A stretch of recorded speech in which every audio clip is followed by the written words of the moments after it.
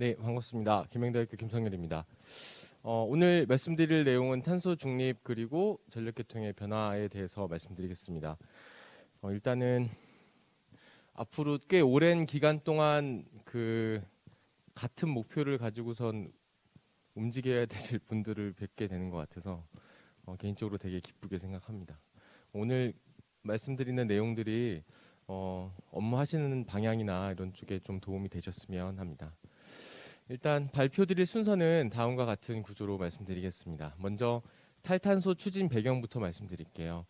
일단 2000년대 되기 전까지는 그 온실가스라고 하는 게 실제로 대기 중에 그러니까 지구의 온난화에 어떤 영향을 미치는 거에 대해서 좀 약간 이견들이 좀 있었습니다. 근데 2000년대를 넘어오면서는 확실히 이 그 온실가스가 결국은 대기의 온도를 높인다라고 하는 거에 대한 컨센서스가 모여져 있는 상태고, 그래서 이제 탈탄소라고 하는 얘기들이 나오기 시작하는데 결국 탄소를 없애겠다는 거죠. 근데 완벽하게 탄소를 없앨 수는 없습니다. 그래서 두 가지 정도의 방법을 생각하고 있는데, 큰 틀에서 첫 번째는 어쩔 수 없이 배출돼야 되는 탄소의 양을 줄이자라고 하는 컨셉이 하나가 있고, 두 번째는 이미 나오고 있는 배출을 해야만 하는 그 탄소에 대해서는 잡아서 저장해서 어떻게든 이용해 보자. 요 두 가지 컨셉입니다. 그러니까 그걸 가지고선 우리가 이산화탄소 배출량을 제로로 만들겠다라고 하는 게 탈탄소에 대한 컨셉이라고 보시면 될 것 같습니다.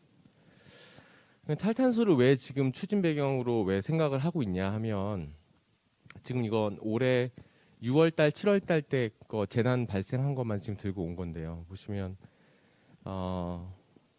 여름에 우리 그 이른 열대야가 좀 있었고요.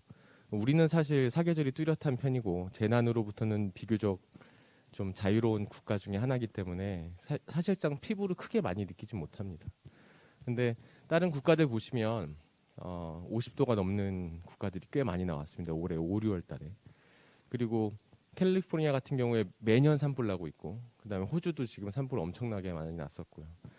중국 같은 경우에 홍수 같은 것들 피해들 계속 있었고요. 그래서 이런 것들이 결국은 다 지구의 온도가 상승함으로 인해서 발생하는 재난으로 보고 있습니다. 그래서 이 재난하고 관련된 것들에 대한 이슈가 여러 가지의 명칭들로 계속 이슈화되고 있는데, 전기 쪽 관점에서 보면 제일 큰 이슈 중에 하나는 레질리언스입니다. 그러니까 기존에 있었던 그 신뢰도라고 하는 컨셉을 조금 더 확장해서 재난이 발생했을 때도 견딜 수 있는 네트워크를 만들어야 된다. 이 컨셉이 지금 되게 중요한 컨셉 중에 하나입니다. 근데 그 배경에는 전부 다 탈탄소, 그러니까 지구의 온도가 올라가는 거와 다 연결이 돼 있습니다. 두 번째 보시고 있는 화면 보시면 이것도 올해 1월 달입니다. 가장 최근 거 들고 와보려고 좀 찾았는데, 아시는 것처럼 우리나라도 2000년대 초반에 그 한전 체계로 직중화되어져 있었던 전력 구조를 뭔가 중앙 체제에서 분화시키려고 하는 시도를 했었던 적이 있습니다. 그 산물 중에 하나가 발전 6개사들의 산물이라고 볼 수 있죠. 그러니까 한전 자체는 네트워크를 가지고 있는 회사로 바뀌었고, 남동, 중부, 서부, 동부 뭐 이런 회사들로 발전소들이 이제 분화되는 과정들을 겪었습니다.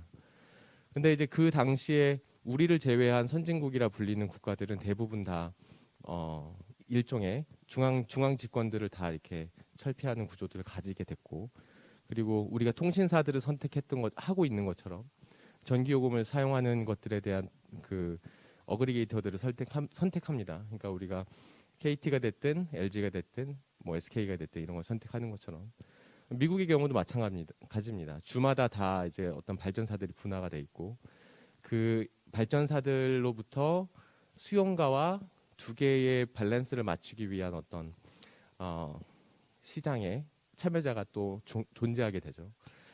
그렇다 보니까 텍사스 지역에 보시면 아시는 것처럼 텍사스는 되게 따뜻한 지역인데, 남부 쪽에 올해 굉장히 큰 한파가 왔었습니다. 한파가 오다 보니까 지금 여기 왼쪽에 보이시는 게 2월 15일자입니다. 2월 15일자에 이 사람이 그날 하루에 낸 전기를 써서 낸 돈이 한 150만 원 정도 냈습니다. 그러니까 한 달에 4인 가구 기준으로 치면 우리 보통 한 400kWh 정도 쓰는데, 한 가구가 이 사람들 1,500만 원, 2천만 원씩 내는 가구들도 막 나왔어요. 그러니까 전기요금이 올라가니까, 그러니까 이제 사람들이 땔감을 떼러 다니기 시작합니다. 이게 지금 올해 1월 달의 일이었습니다.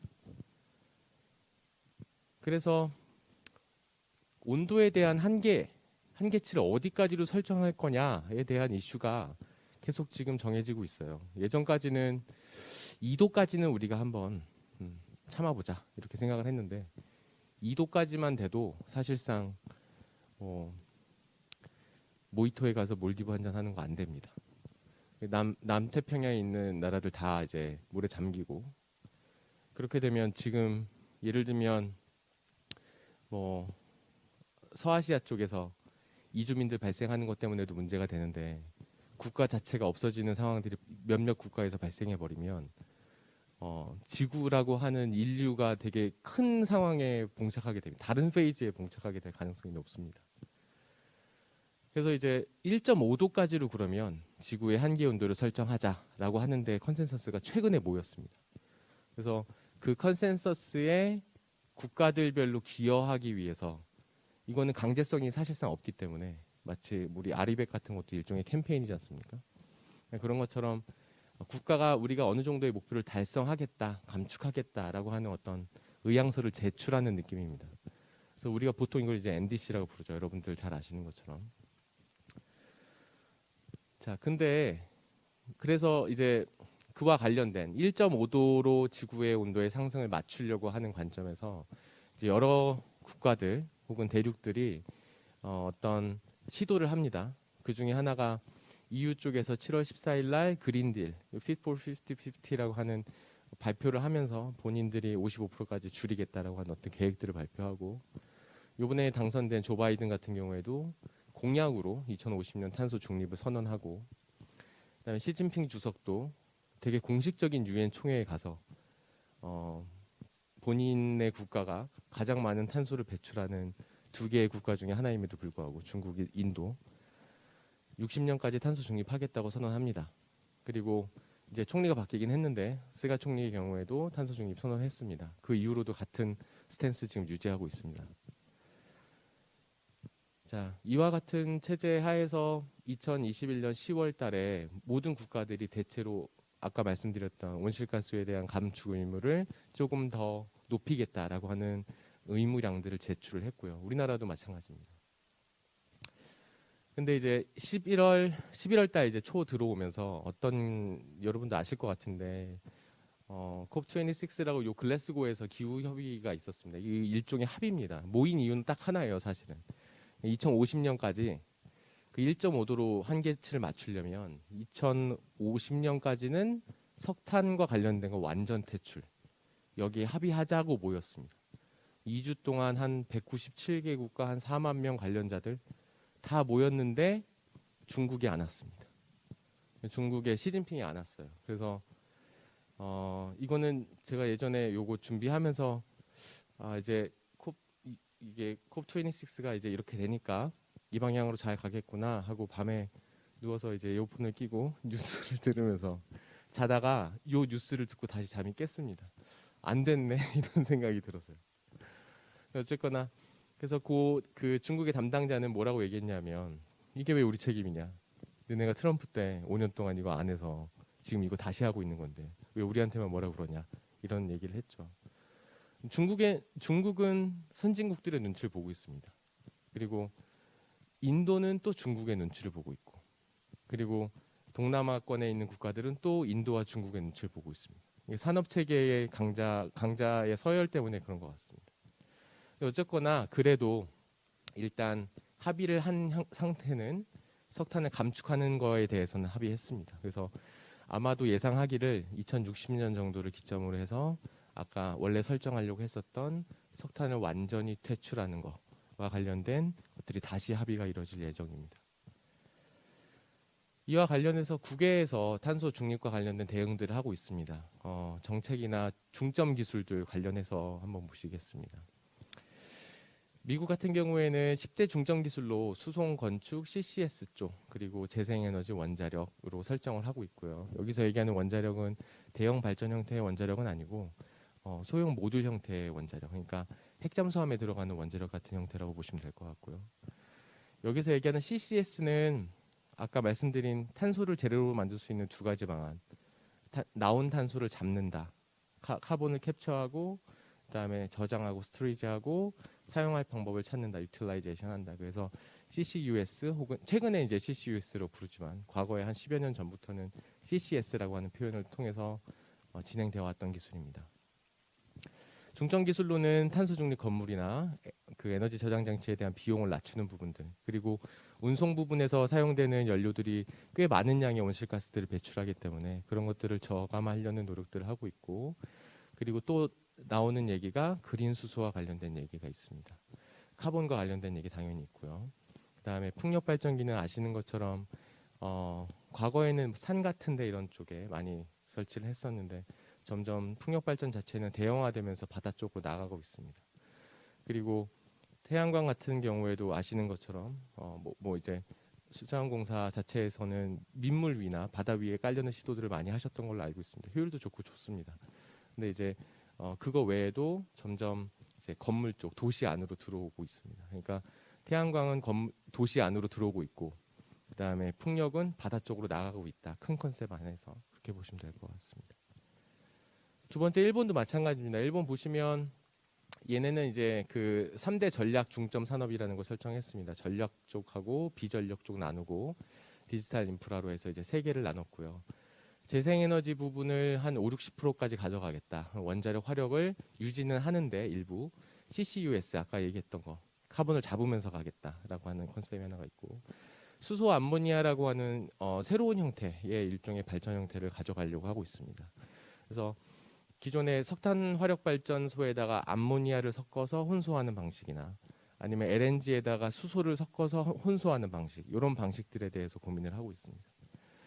이쪽도 중점 기술로 해상 풍력 관련된 쪽들, 수소, 그리고 첨단 연료들, 소형 모듈 형태의 원전들, 그리고 그 수소를 환원 제철하는 것들, CO2를 포집하는 것들, 이런 기술들을 중점적으로 지금 국가의 산업으로 보고 있습니다. 영국 같은 경우에도 다 마찬가지입니다. 영국이나 유럽은 조금 약간 아시는 것처럼 네트워크 자체가 좀 특이합니다. 그러니까 전원을 구성할 때 포트폴리오를 잘 설정하는 것들이 중요한데, 뭐 기저발전에 대한 것들, 그리고 가격이 싼 컨트롤이 가능한 발전들부터 잘 쌓아놓고 그 외에 수력처럼 컨트롤이 가능한 일부 컨트롤이 가능한 재생에너지를 포함시키고 뭔가 발전원들에 대한 포트폴리오를 잘 짜는 것이 사실은 모든 위험 요소들을 제거할 수 있는 아주 좋은 해지 방법입니다. 근데 유럽 같은 경우에는 굳이 그럴 필요가 없는 이유가 네트워크들이 서로 다 연결이 돼 있어요.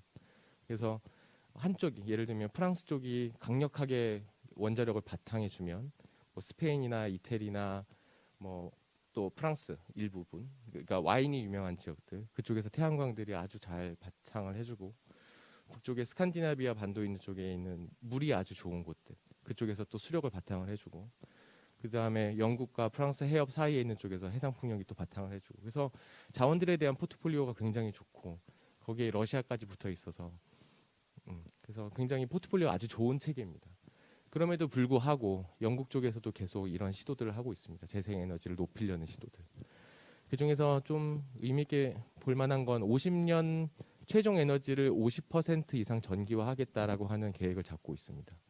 사실 우리가 일상에서 살아가고 있는 도중에 전기를 굉장히 많이 쓰고 있는 것 같기 때문에 전기화가 꽤 50% 넘어가는 거 아닌가라고 생각할 수도 있지만, 사실 우리나라 기준으로 따지면 한직 전기화, 에너지 사용 중에서 전기화돼서 사용하고 있는 거 19%밖에 안 됩니다. 근데 이제 여기에 아시는 것처럼 전기자동차가 계속 늘어나면 자연스럽게 조금 늘어날 여지가 있긴 하지만, 배전단의 신재생 에너지가 또 더 많이 들어오면 부하단은 또 깎일 우려성도 있습니다. 그러나 어쨌거나 그 전 세계에서 지금 생각하고 있는 마지막 에너지원의 단계는 일렉트리피케이션 하는 거, 전기화하는 거. 우리나라 쪽에서 전전화라는 표현들을 많이 쓰는데 그런 얘기들을 방향으로 진행을 하고 있고요. 산업 부분 쪽에서도 보시는 것처럼 그린 수소 그리고 CCUS를 적극적으로 활용하려고 하는 방향들을 진행하고 있습니다. 해상풍력, 소형 모듈, 그리고 무공해라고 표현되는 수송 장치들, 그다음에 CCUS와 관련된 중점 기술들을 하고 있습니다. 독일은 아시는 것처럼 신재생 에너지가 가장 많이 앞서 있는 국가 중에 하나고, 얘네가 시도하려는 가장 최근에 재밌는 것들은 수소를 대형화시키려고 하는 시도들을 하고 있습니다.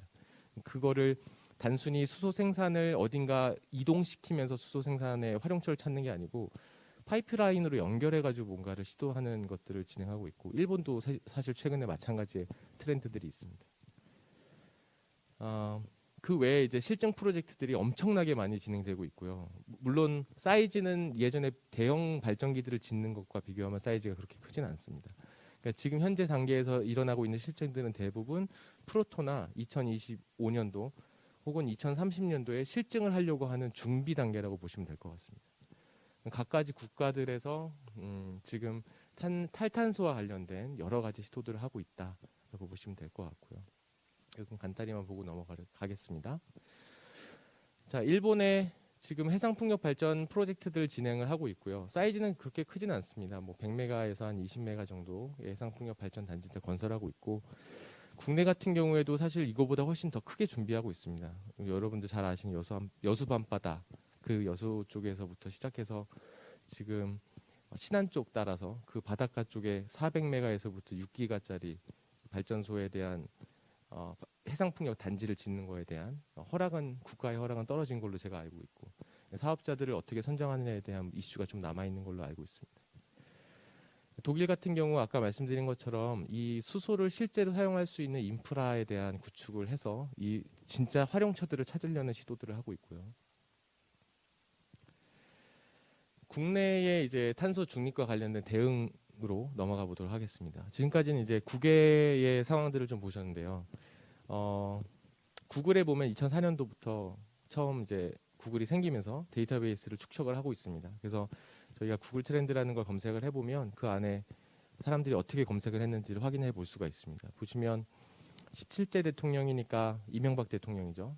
2008년도 2월 달에 아마 임기가 시작되셨던 것 같은데 그 이후 이제 1년 후에 스마트 그리드라는 얘기를 꺼내셨습니다. 그때 이명박 대통령 정권에서 꺼낸 얘기는 아니고 사실 그때 트렌드가 스마트 그리드였습니다. 그래서 그때부터 이제 사람들이 스마트 그리드라는 걸 엄청나게 많이 검색을 하고 그 이후에 2013년도 2월 달이 되면서 박근혜 정권 들어오고 나서 창조 경제라고 하는 테마를 겁니다. 그래서 그 테마에 따라서 사람들이 이제 검색들을 많이 하지만 사실은 어떤 창조 경제가 아직도 저는 뭔지 잘 모르겠기 때문에 조금 검색량이 사실 많지는 않았습니다. 그리고 나서 16년도에 그 다보스 포럼, 그 세계 경제 포럼에서 4차 산업혁명이란 말이 처음 나옵니다. 그 이후부터 사람들이 이제 4차 산업혁명이라는 거에 대해서 굉장히 관심 있게 검색을 하기 시작합니다. 작년이죠. 작년에 한국판 뉴딜을 발표했습니다. 그 이후부터 탈탄소와 관련된 검색어의 수가 지금 이 정도 수준까지 올라왔습니다. 1년 사이에. 네. 보시면 뭐 그냥 단순히 비교해 보려고 한번 가져와 봤는데요. 창조 경제는 딱 그 공기업들이 많이 몰려 있거나 수도권이나 이런 지역들에서 집중적으로 검색을 했습니다. 그리고 탄소 중립 같은 경우에는 시도 군구 가리지 않고 지금 검색을 하고 있습니다. 아마 산업계에서도 굉장히 큰 이슈이기 때문에 이걸 어떻게 대처해야 되는지에 대해서 계속 검색을 하고 있는 것으로 보입니다. 자, 2030 정부 계획 넷제로 선언과 관련된 어떤 그 흐름을 한번 보시겠습니다. 우리나라는 온실가스 배출로는 10위권 안에 드는 국가입니다. 어차피 그 제조업이 강국이기 때문에 당연히 산업화를 하는 과정에서 제품을 생산하는 과정에서 탄소가 배출이 될 수밖에 없는 구조고 그리고 보시면 2017년도, 18년도 요쯤에 한 7억 톤 정도를 연간 생산할 정도 생산이란 표현이 좀 그렇지만 배출할 정도로 굉장히 많은 양의 그 온실가스를 배출하고 있었고요. 요때를 기준으로 해서 이제 무슨 얘기를 했던 거냐면 2020년 12월 30날 아까 말씀드렸던 NDC라고 하는 걸 제출을 했습니다. 그때 목표가 24.5%였습니다. 그러니까 요 정도를 기준으로 해서 봤을 때 NDC 24.4%를 달성하겠다. 그러니까 예를 들어 NDC가 30이다 혹은 NDC가 40이다라고 하는 얘기는 내가 원래 탄소를 100을 배출하는데 40을 줄이겠다. 그러니까 나는 60은 배출하겠다 이 의미입니다. 그래서 근데 이제 요걸 발표한 지 얼마 되지도 않았거든요. 올해 지금 10월 달에 NDC 40이라고 감축안을 발표를 했습니다. 정부가. 이 40%라고 하는 거의 근거는 어디서 나온 거냐면 아까 말씀드렸던 가장 많이 배출했던 시점이 17년에서 18년 그 사이거든요. 그때 기준으로 해서 2050년까지 우리가 탄소 넷제로라는 거 달성을 하려면 요 중앙에 2030년도쯤에 거의 40%를 줄여야 됩니다. 그래서 2030 그 NDC 40까지 줄이겠다는 의미가 여기서 나왔다고 생각하시면 될 것 같습니다. 자, 그 외에도 여러 부처들에서 그 국내 탄소 중립과 관련된 여러 대응들을 내놓고 있고, 특히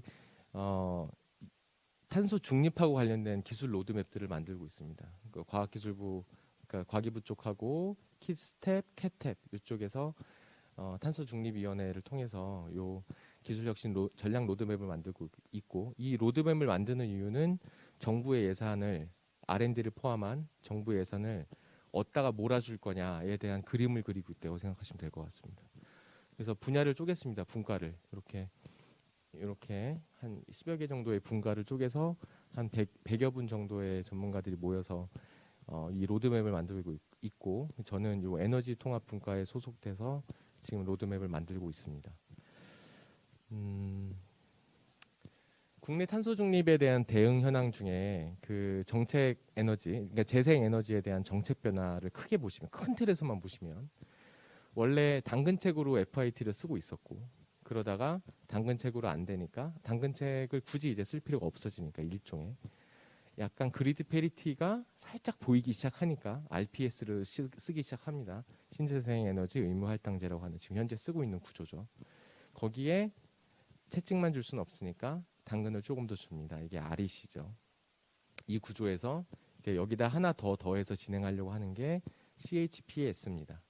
그래서 청정 수소 발전 의무화 제도라고 하는 걸 지금 진행하고 있습니다. 지금 계류 상태긴 한데 전력거래소에도 지금 빠르게 움직이고 있기 때문에 아마 산재부하고 뭔가 진행이 될 것으로 판단됩니다. 그다음에 보시면 제3차 국가에너지 기본 계획이라고 하는 걸 19년도에 산업통상자원부에서 이제 만들었고, 이쪽에서도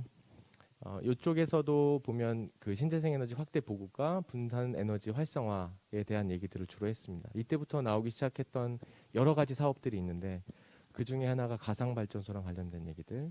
그 다음에 14년도부터 이제 사업자를 받기 시작해서 그 수요 반응 자원이라고 하는 디맨드 리스폰스를 받기 시작해서 이게 4기가대에서 멈춰버리니까 국민 DR이라고 하는 형태로 다시 전환되는 게 19년도입니다. 그러면서 이제 6기가까지 올려보려고 하는 시도들을 하는 게 요거를 이제 근거로 하고 있고, 요때 시작됐었던 가상 발전소라고 하는 정책의 방향이 지금 이제 그 가상 발전소들을 운영할 수 있는 어그리게이터들이 100개 이상 지금 나온 상황이거든요. 그래서 그런 것들이 시작점이 됐다고 보시면 될 것 같고요. 두 번째 보시면 같은 시기쯤에 정부 부처 합동으로 4차 에너지 기술 개발 계획을 세웠습니다. 이때의 핵심이라고 제가 판단했을 때는 네트워크에 대한 변화에 방점을 좀 주고 싶습니다. 그러니까 우리가 쓰고 있는 네트워크가 AC 계통의 체계인데, 요거를 아시는 것처럼 내륙하고 제주도는 HVDC로 일부 연결이 되어져 있고, 그 외에 그런 하이볼티지의 DC 형태 말고 우리가 배전단 쪽, 그러니까 로우 볼티지 라인이나 아니면 MVDC 라인 쪽, 그쪽 라인에다가는 기존에 있었던 AC하고 DC를 혼용으로 쓰겠다는 시도를 하고 있습니다. 이것도 지금 산자부에서 같이 진행을 하고 있는데 아마 내년쯤 과제가 뜨면 한 2천억 정도 과제 규모 될 것 같습니다. 그다음에 제5차 신재생 에너지 기술 개발 및 이용 보급 계획, 이쪽에서도 이제 작년 산업통상자원부 통해서 이런 얘기들이 나왔습니다. 여기에 되게 좀 재밌는 것들이 좀 많이 튀어나왔는데요. 이때 보시면 플러스 DR이라고 하는 게 하나 튀어나왔습니다. 플러스 DR이라고 하는 건 아까 말씀드렸던 수요 반응 자원을 활용한다는 건 스마트 그리드를 처음에 아까 얘기드렸던 처음에 09년도 이때쯤에 얘기를 막 할 때 그때 아주 중요한 컨셉 중에 하나였어요. 왜냐하면 기존에 있었던 디맨드 사이드에서 매니지먼트를 하는 것 중에 양방향으로 뭔가 소통을 하는 가장 좋은 것 중에 하나가 의 모습이 디맨드 리스폰스였거든요. 근데 이 디맨드 리스폰스라고 하는 건 수요자가 내가 원하는, 공급자가 원하는 시간에 전원을 꺼주길 바라는, 부하를 꺼주기를 바라는 행태였다면, 이때 지금 얘기 나오고 있는 디맨드 리스폰스라고 하는 건 공급자가 수요자에게 내가 원하는 시간에 전기를 더 쓰게 해달라고 하는 게 플러스 DR입니다. 그래서 컨셉이 완전 다른데 두 개의 주체는 같은데 컨셉이 지금 완전 다른 상태입니다. 저희가 전기를 전공했던 사람들이 한 번도 생각하지 못했던 컨셉 중에 하나가 이 플러스 DR과 관련된 컨셉입니다. 지금 제주도에서 실증하고 있습니다. 그리고 또 하나가 뭐냐면 요금제와 관련된 얘기 드립니다. 그러니까 요금제가 우리나라 아시는 것처럼 기껏해야 TOU 정도의 형태의 요금제들을 유지하고 있고 시간에 따라서 플랫한 요금제 혹은 할증 정도의 요금제를 사용하고 있는데 그 요금제에 대한 어떤 변화의 근거를 확인할 수 있습니다. 여기서 데일라이트에 대한 요금제를 변경하겠다는 얘기는 특정 시간대에 전기 요금을 엄청나게 싸게 낮출 테니까 그 시간대에 쓰라는 어떤 시그널을 주는 겁니다. 그래서 결국은 우리가 전기를 공공재처럼 인지하고 있기 때문에 그냥 내가 원하는 시간대에 쓰고 있는데 이게 마치 똑같은 제품을 싸게 살 수 있다거나 1+1으로 살 수 있다거나 할 때 수요가 폭증하는 것처럼 실제로는 어떤 그런 엘라스티시티를 이용을 해야 되거든요. 가격 시그널을 이용해야 되는데 그 시그널에 대한 근거를 어느 정도 마련했다라고 볼 수 있습니다. 그 외에도 이제 여기 보시면 재생에너지 공급 가능량을 저장한 후에 전력 수요가 높은 다른 시간대로 활용할 수 있는 에너지를 이전하는 방안들에 대한 것들이 추진이 되고 있습니다. 그것 중에 하나가 섹터 커플링이라고 하는 얘기고 기존까지는 같은 전기라고 했을 때 전기라고 하는 하나의 에너지원 안에서 전기를 생산하는 포트폴리오를 어떻게 짤 거지? 이걸 정하는 게 핵심이었다면 원자력의 비중은 어떻게 할 거야? 석탄의 비중은 어떻게 할 거야?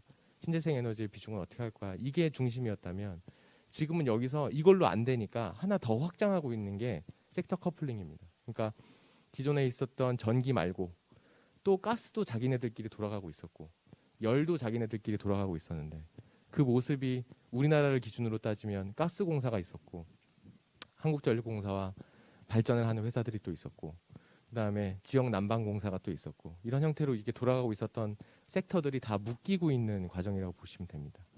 그래서 그 중에 핵심 기술이 파워를 무언가로 바꾸자. 그게 P2X고 많이 들으시는 것 중에 하나가 P2G입니다. 가스로 바꾸자.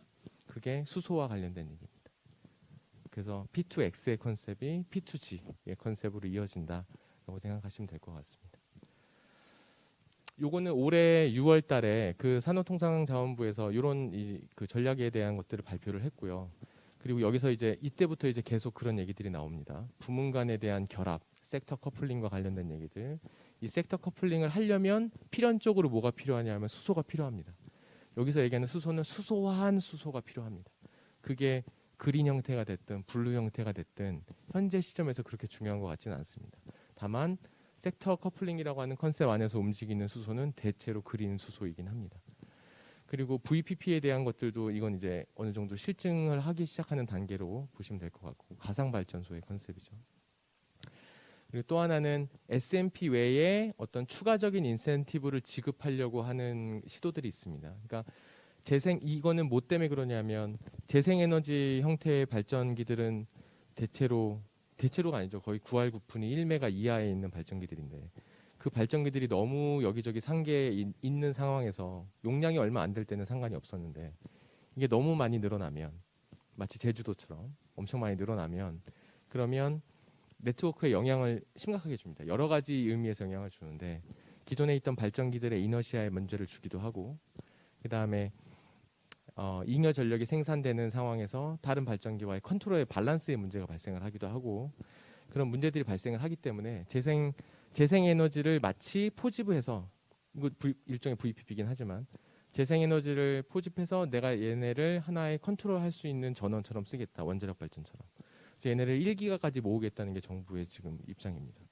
그래서 그거를 위한 교두보로 하나를 뭘 생각하고 있는 거냐면 재생에너지의 출력이 불확실하니 너네가 입찰이 들어오기 전에 얼마를 발전할 건지 예측해서 우리한테 보내고 그게 잘 맞아 떨어졌다면 우리가 거기에 대한 인센티브를 주겠다. 그래서 일종의 얘네가 제시하는 발전량이 KPX 같은 쪽에서 봤을 때 신뢰할 수 있는 발전량이라고 하는 판단에 서면 그러면 이거는 컨트롤 가능한 발전원에 대한 구성으로 볼 수 있습니다. 그래서 그런 시도들을 지금 하고 있는 거라고 보시면 될 것 같고, 전력시장 가격 결정에 대한 게 기존은 원래 1시간 단위 전후로 설정되어져 있습니다. 아시는 것처럼 수력발전소도 그 전날에 이제 입찰을 해야 되는 상황들이 있고, 그 전날에 대한 입찰이라고 하는 게 시간 단위에 대한 입찰입니다. 그런데 그 시간 단위의 입찰을 하기 위해서 거래소 쪽에서는 하루 전에 예측을 하고 3시간 전에 예측을 하고 1시간 전에 예측을 하고 5분 단위로 예측을 하고 3초 단위로 예측을 하고 이런 식으로 이제 시간을 다 끊어서 다시 한번 컨트롤할 수 있는 뭔가를 잡는데, 여기에서 이제 어떤 시스템 마진이나 프라이스라고 하는 것이 발생합니다.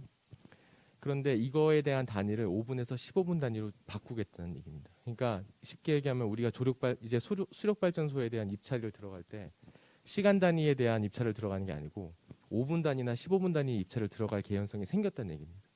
여기서 그래서 그게 아마 모든 발전사들이 되게 중요하게 생각할, 향후에 아주 그게 멀지 않은 시기에 중요하게 생각할 수 있는 어떤 경제적, 정책적 포인트가 되지 않을까 이렇게 생각하고 있습니다.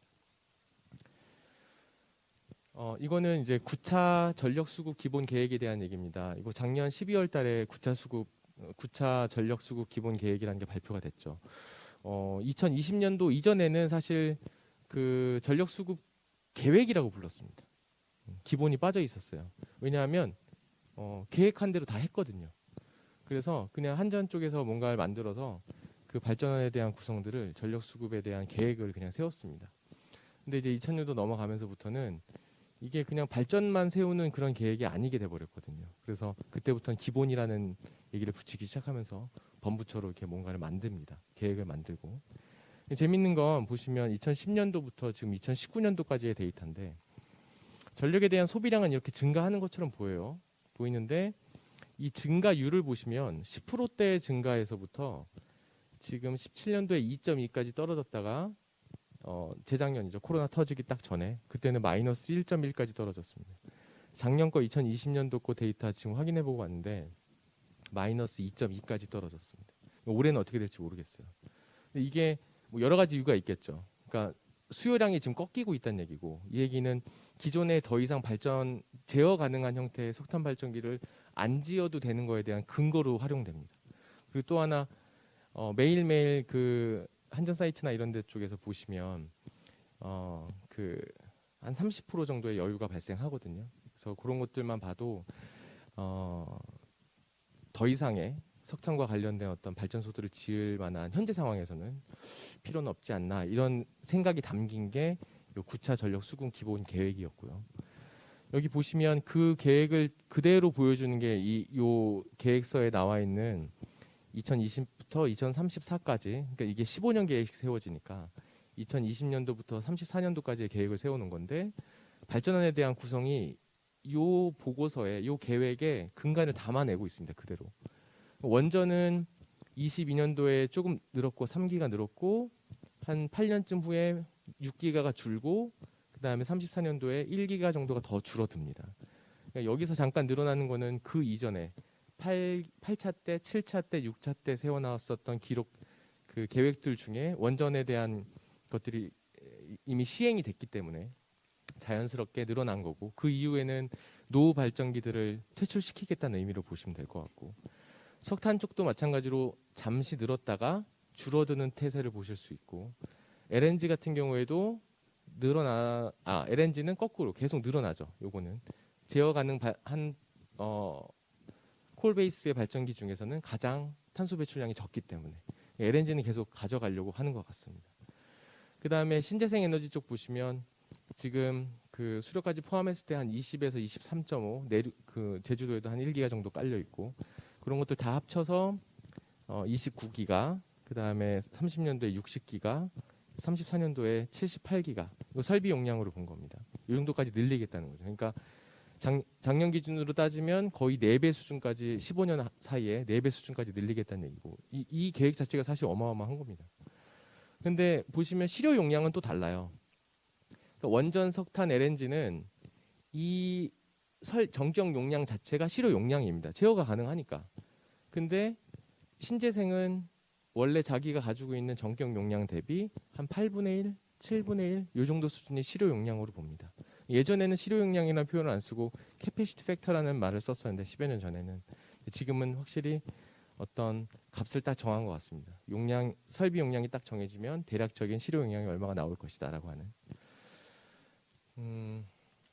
그 외에 아까 얘기 드렸던 제주도 쪽에 2030 요런 얘기들 탄소 제로를 실현하려고 하는 어떤 방향을 설정을 했고, 이거 보시는 것처럼 해상 풍력 단지들 되게 아름답게 잘 설치가 돼 있으나 2015년도부터 풍력 발전기들이 멈추기 시작했습니다. 그래서 왜 멈췄냐 하면 제주도 내에 있는 부하량보다 발전량이 더 늘어나는 상황이 발생했기 때문에. 그래서 그때부터 끄기 시작해서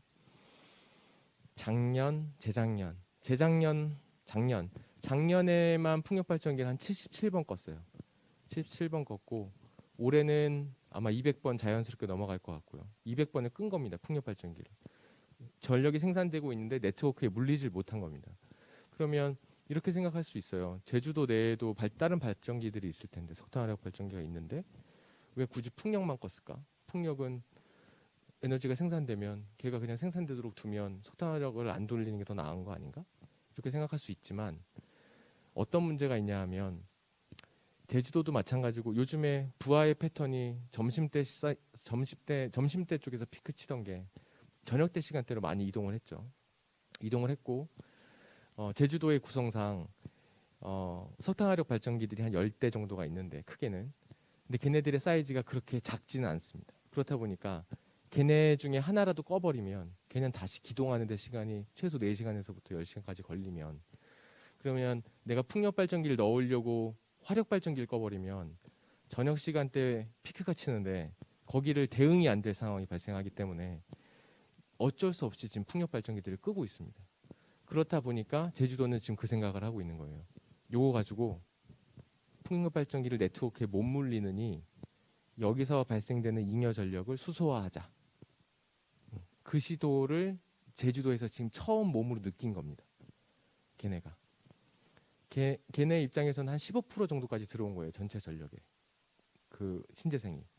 내륙도 이제 얼마 안 남았거든요. 제주도가 지금 그 방향으로 가고 있는 거면 우리도 조만간 그거를 겪을 겁니다. 분명히.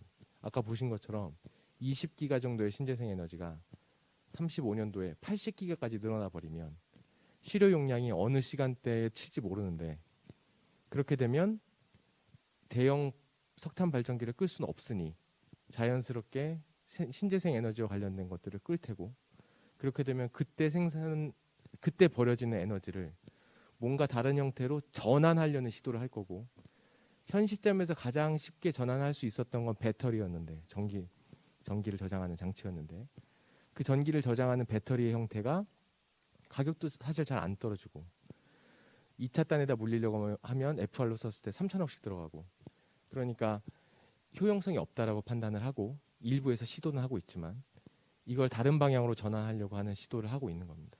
그게 지금 우리나라에서만 일어나는 게 아니고 아까 말씀드렸던 이미 신재생 에너지가 많이 들어온 국가들, 그게 풍력이 많이 들어왔든 아니면 아까 말씀드린 이태리나 스페인처럼 태양광이 많이 들어왔든 지역마다 들어온 신재생의 형태들이 다른데, 캘리포니아도 아시는 것처럼 더커브 같은 것도 만들어지죠. 그러니까 그런 시점들의 잉여 전력을 다른 에너지로 자원화하자라고 하는 것들이 여기에 숨어 있는 겁니다. 그리고 하나, 우리나라는 그럼 왜 자꾸 수소를 미냐? 이건 그냥 제 내피셜인데, 배터리, 전기 형태의 배터리가 우리나라 워낙 잘하잖아요, 그죠? LG도 있고 삼성 SDS도 있고. 근데 그쪽을 잘 밀어서 우리가 이미 잘 독점하고 있는데, 독점까지는 아니지만 CATL이 있으니까 잘 하고 있는데 왜 그쪽을 더 안 밀고 왜 여기서 다른 수소라고 하는 걸 계속 밀려고 할까? 배터리 쪽이 생각보다 진입 장벽이 많이 낮아졌습니다. 기술의 진입 장벽이. 그 얘기는 예전에 우리가 반도체 쪽, 태양광 패널 쪽을 만들면서 꽤 많은 업체들이 무너졌죠. 중국 때문에. 또 반도체도 또 무너졌고, 일본이 우리한테 따라잡혀서 LC 뭐 전자제품들이나 이런 것들이 한번 무너지는 것처럼 그 시대가 또 올 거라고 정부 판단하고 있는 것 같아요. 그러니까 중국이 어느 시점에 CATL 등등을 통해서 요 향후에 진행되려고 하는 전고체 배터리를 포함한 이쪽 라인을 섭렵하기 시작하면 새로운 시장을 우리가 미리 준비했어야 해야 되는데 그 시장으로 수소 쪽을 보고 있는 것 같고, 그리고 또 하나 다행인 게 수소를 전환하는 기술이 우리나라가 생각보다 높습니다. 이 기술이 진입장벽이 기술적으로 높은 편이고 배터리보다 높은 편이면서 보유하고 있는 기술의 수준은 독일이나 최강국으로 세 개를 꼽는데 미국, 독일, 일본 이렇게 세 개를 꼽는데 네 번째로 우리나라가 들어갈 정도가 됩니다. 그래서 이쪽에다가 산업의 어떤 전환점을 이쪽에다 방점을 주려고 하는 것 같은 느낌이 좀 있습니다. 두 번째 보시면 좀 얘기가 다른 쪽으로 잠깐 샜는데, 요게 이제 그 전기차를 충전하는 충전소들, 우리 잘 알고 있는 충전소인데 V2G라고 하는 얘기는 많이 들으셨을 거고, V2G라고 하는 것도 사실은 원래 V2X에서 시작했습니다. 비클을 어디다가 묶을 거니 그 X에서 그리드에다 묶자 그러면 V2G가 된 거죠. 그래서 그리드에다 묶어서 쓴다는 얘기는 배터리에 있는 전기를 다시 그리드로 넣자가 V2G의 컨셉인 거고, 그 시도를 처음 이제 하는 게 이 제주도가 되는 거죠. 이것도 이 해상풍력 단지랑 연결이 됩니다. 왜냐하면 해상풍력 단지에서 잉여로 생산되는 특정한 시점에 전기들이 발생을 하는데 네트워크에 물리지 못하는 잉여 전기들, 그 전기들을 전기 자동차가 소화해 주기를 원합니다. 그걸 사업화한 게 한전에서 지금 진행하고 있는 플러스 DR입니다. 기존에 있었던 수요 반응 자원, 국민 참여 DR 이런 것과는 전혀 반대의 스탠스로 수요 반응을 일으키려고 하는 시도들을 하고 있습니다. 요거는 3메가라고 제가 예전 자료를 보고 봤는데 오늘 KTX 타면서 이렇게 기사를 좀 봤더니 100메가로 늘어났더라고요. 지금 아시는 것처럼 탄소 중립과 관련된 이슈들은 하루가 다르게 계속 변하고 있습니다. 그래서 요 자료는 일주일이나 한 달쯤 후에는 또 다른 자료로 대체돼야 될 거라고 판단이 됩니다. 중부 발전하고 제주도 요쪽에서 그 아까 말씀드린 잉여 풍력 발전이 생산되는 그 시점에 수소를 생산하려고 하는 시도를 몇 년 전부터 하고 있습니다. 500kW급으로 파워를 가스로 바꾸는 그린 수소 생산 기술을 개발을 하고 있고, 이제 중부 발전하고 정확히는 요 생산하고 있는 업체는 지필로스라고 하는 업체고, 수소를 생산한다는 건 몇 가지의 그 디바이스들이 필요한데, 일단 기본적으로는 전기를 통해서 물을 통해서 물을 전기 분해해서 수소하는 일렉트로라이저라고 하는 수전의 장치가 필요하고, 그 수전의 장치를 통해서 생산된 수소를 저장해야 되는 HESS라고 하는 ESS인데 수소를 저장하는 장치라고 해서 HESS라고 부르는 장치가 하나가 필요하고, 그 HESS라고 하는 그 수소를 저장된 수소를 어딘가에다 써야 되는데 그거를 쓰기에 좋은 전원 형태가 연료 전지라고 하는 형태가 되는 겁니다. 그래서 퓨어셀이라고 얘기하는 이 연료 전지에다가 개질기 없이 바로 수소를 넣어서 열과 전기를 생산하는 구조라고 크게 보시면 될 것 같습니다.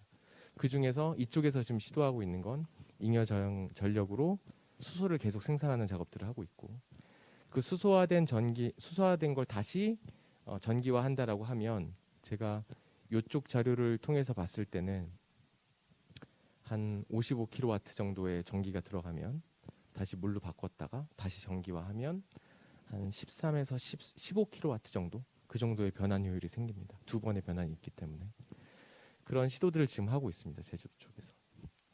가스공사도 마찬가지입니다. 저는 계명대학교는 대전에 있는데요. 대구에 있는데요. 여기가 대전이죠.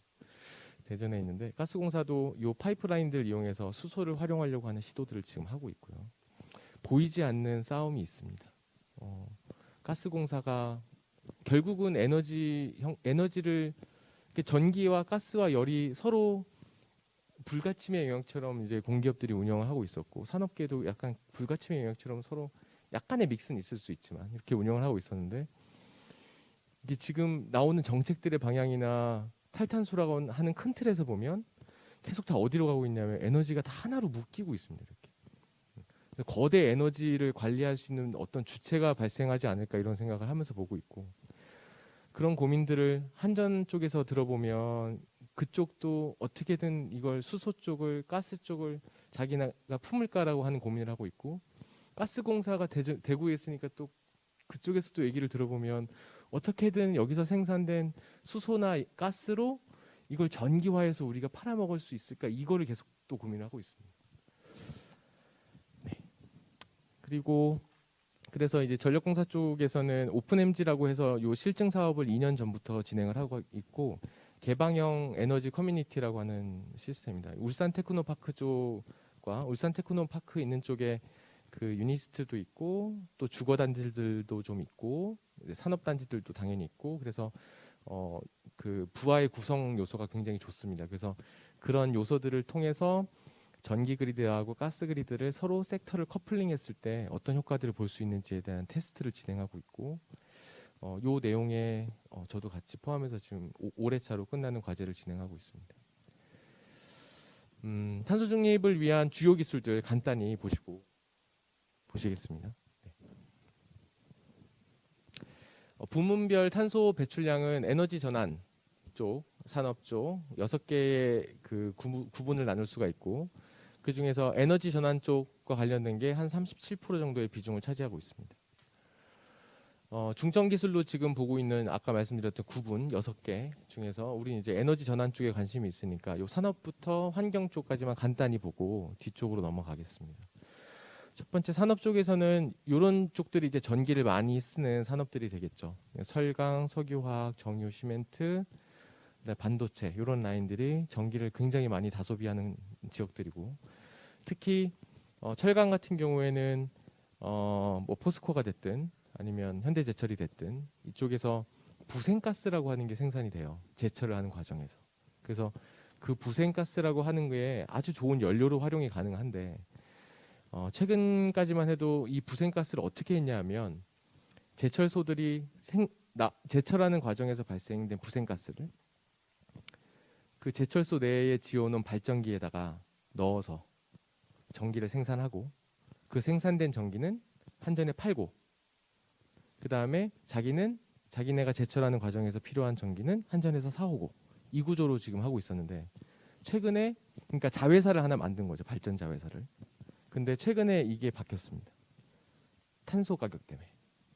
그래서 이 발전소에서 부생가스로 생산되는 발전량을 한전에다 팔지 않고 자기네가 소비하는 발전량 부하량에서 계상시키고 나머지만 한전에서 사는 구조를 지금 바꾸고 있습니다.